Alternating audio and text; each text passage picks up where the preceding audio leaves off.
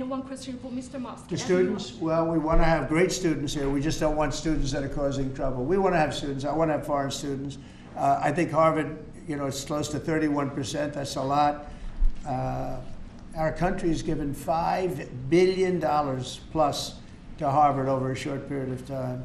Nobody knew that. We found that out. I wouldn't say that was a DOGE thing, but we found that out over a period of time. That was sort of a Trump thing.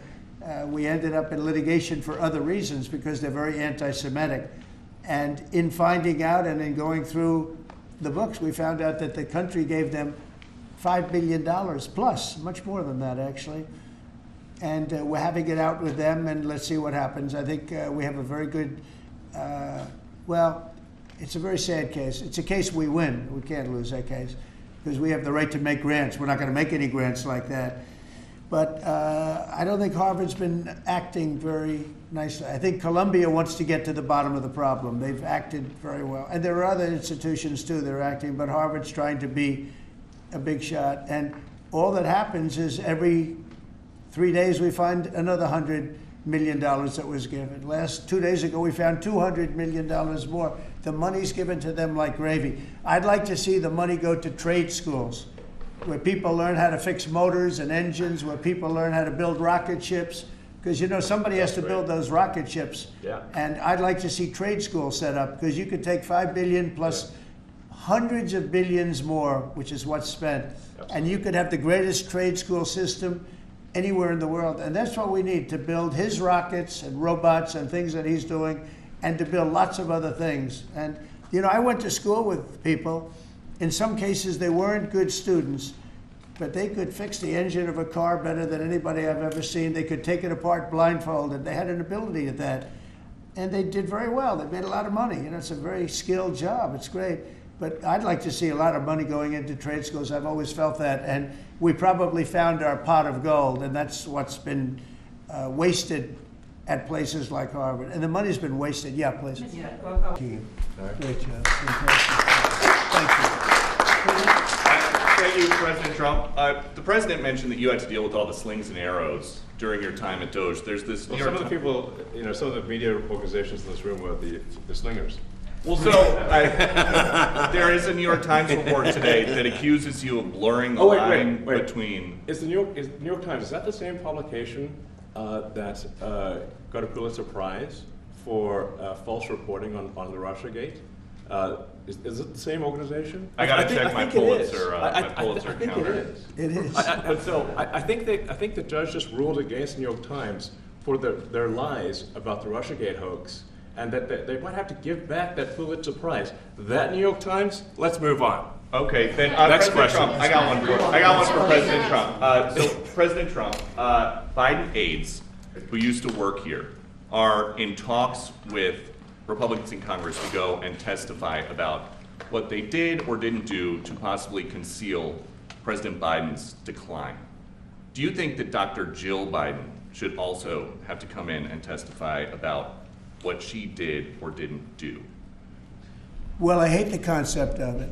It's the wife of a man who was going through a lot of problems, and everybody that dealt with him understood that. And I guess it came out during the debate loud and clear. That was the biggest signal of all. They have to do what's right.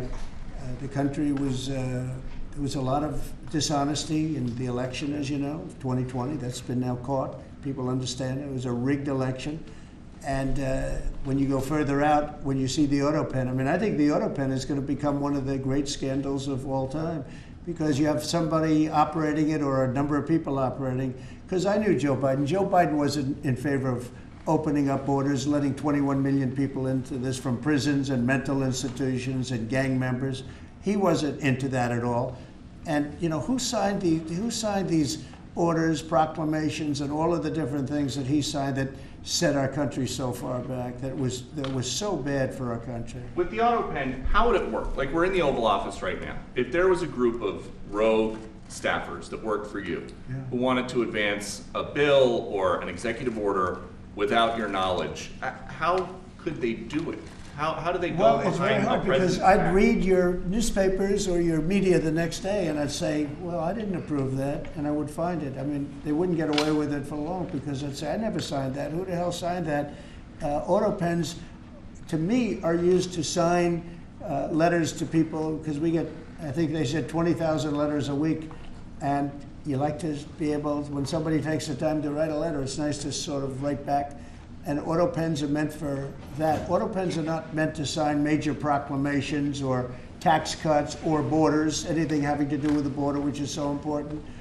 And if it happened on my watch, I would be able to see it because the next day or sooner I'd be reading about something that I knew nothing about and who the hell signed this. So I almost never use the auto pen. In fact, yesterday I was signing about 81, I think it was 81 proclamations and statements to people that I think should be signed by us. I think when you write letters to foreign dignitaries or presidents or prime ministers, you should be signing those letters, not done with auto pens. I understand he signed almost everything with an auto pen. It's a very dangerous thing. It really means you're not president. Whoever operated the auto pen, and we think we know who that is, and it was actually more than one person, but that's not what the presidency is all about. I hardly use the auto pen. I just want to thank Elon and all of his people. Most of those people are staying, almost all of them are staying, and they're going to be with us. And you're going to see the results coming long into the future. Even a year and 2 years later, you're going to see a lot of the results, and those hundreds of billions of dollars are going to be adding up, and they're going to continue to add. It'll be interesting, really interesting to see what the final number is going to be. But again, Elon gave an incredible service. Nobody like him, and he had to go through the slings and the arrows, which is a shame because he's an incredible patriot. The good news is that 90% of the country knows that, and they appreciate it, and they really appreciate what he did. And I gave him a little special something we have here. Thank you. A very special that I give to very special people. I have given it to some, but it goes to very special people, and I thought I'd give it to Elon as a presentation from our country. Thank you. Thank you, Elon. Thank you. Take care of yourself. Thank you. You see the lock. The lock on this is amazing. That's right. Large lot. Well, let me say perhaps a few words that this is not the end of DOGE, but really the beginning. My time as a special government employee necessarily had to end. It was a limited time thing. It's 134 days, I believe, which ends in a few days. So, so that it comes with a time limit. But the DOGE team will only grow stronger over time. The DOGE influence will only grow stronger. It's I'd liken it to sort of Buddhism. It's like a way of life. So it is permeating throughout the government.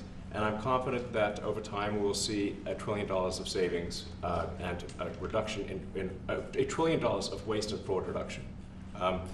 The calculations of the DOGE team thus far, in terms of an FY25 to FY26 delta, are over 160 billion, and that's climbing. We expect that number will probably go over 200 billion soon. So I think the DOGE team is doing an incredible job. They're going to continue doing an incredible job, and I'll continue to be visiting here and be a friend and advisor to the president. And I look forward to times being back in this amazing room. By the way, isn't this incredible? Look at this incredible. I mean, it's stunning. I think the way that the Oval Office, how the president has just completely redone the Oval Office is beautiful. I love the gold on the ceiling. Thank you. It's pretty nice. Yeah. That's been there a long time. That was plaster. Nobody ever really saw it. They didn't know the eagle was up there, and we highlighted. It's essentially it's a landmark, a great landmark, and that's 24 karat gold, and everybody loved it. And now they all see it when they come in. So it's been good. The Oval Office finally has the majesty that it deserves, thanks to the president. So I look forward to continuing to be a friend and advisor to the president, continuing to support the DOGE team. And we are relentlessly pursuing $8 trillion in waste and fraud reductions, which will benefit the American taxpayer. So that's it, really. Thank you, Mr. President. Thank you. All right. Great job. Fantastic. Thank you.